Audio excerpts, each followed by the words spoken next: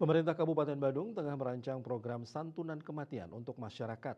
Program ini direncanakan berlaku mulai 2025 dengan mekanisme berjenjang.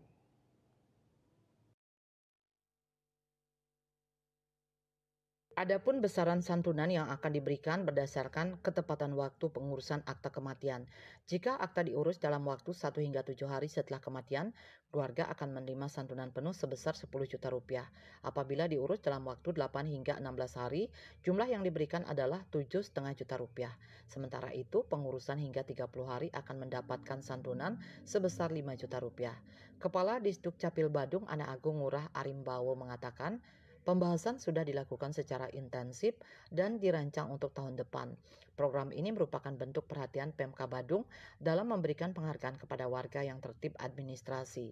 Menurut Gung Arimbawe, santunan kematian hanya dapat diperoleh setelah ahli waris atau keluarga mengurus akta kematian. Proses pengurusan dilakukan di kantor Disduk Capil Badung dengan menyertakan surat keterangan kematian dari rumah sakit sebagai syarat utama. Akta kematian yang diterbitkan akan menjadi dasar untuk mengklaim santunan tersebut. Akta kematian ini sangat penting, tidak hanya untuk mendapatkan santunan tetapi juga untuk memperbaharui data kependudukan.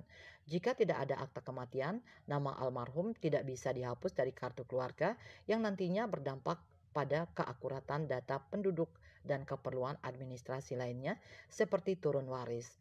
Dikatakan pihaknya telah melakukan 4 kali rapat dengan melibatkan tim ahli guna mematangkan peraturan Bupati Perbub.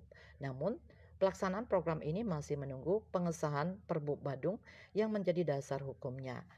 Meski demikian, Gung Arimbawo menekankan pentingnya kesadaran masyarakat dalam mengurus akta kematian tepat waktu demi manfaat administrasi yang lebih luas.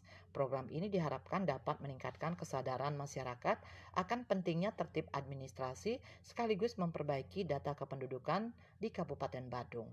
Parwata Bali Pos melaporkan.